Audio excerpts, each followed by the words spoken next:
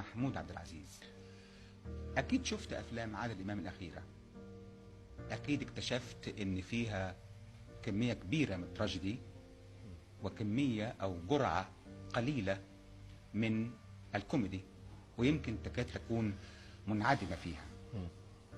رايك فيها ايه؟ بالنسبة للأفلام يعني نعم. رأيي إن ربنا سبحانه وتعالى إدى زميل عادل إمام هبة الإضحاك، يعني موهبة إنه يضيف البسمة حتى في جلساته الخاصة، وبالتالي في أفلامه الكوميدية كان بيدي جرعة كبيرة جدا من الضحك ومن الابتسام، فكان يجب انه يستغل ده في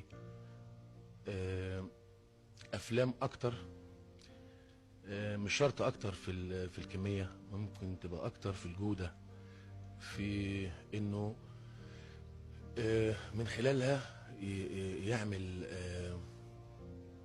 يعمل حاجات كتير. يعني يمكن بضرب مثل ده، مثلا زي مثلا الاستاذ فريد شوقي. يعني هو كان سكة التراجيدي فيها عظيم، واحيانا برضك عمل افلام كوميدية عظيمة، لكن في التراجيدي غير من قوانين، يعني زي مثلا الغاء السابقة الاولى في جعلوني مجرما، زي زيارة المسجون 48 ساعة في كلمة شرف، زي مبادئ الاشتراكية في الأسرة حسن. فاعتقد كان ممكن ان عادل يستغل حب الجماهير الكتيرة جدا ليه، وتعمل افلام كوميدية زي اللي كان بيعملها، بس بتبقى على فكر احسن وجودة احسن. اسمح لي الخص كلامك حسب ما فهمته.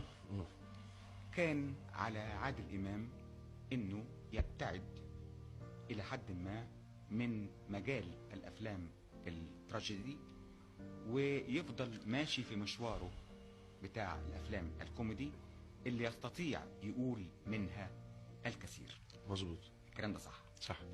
هل يستطيع عادل امام ان يؤدي دور فيه شحنة عاطفية كبيرة؟ طبعا طبعا. يعني في فيلمه الاخير مثلا، زي يعني بالنسبة لمجموعة افلام التراجيدي اللي اتعملت، يمكن ما حسيتش بعادل امام كممثل تراجيدي، يمكن في غير حتى لا يطير الدخان، في شحنة عاطفية كبيرة جدا، وممثل على أداء تمثيلي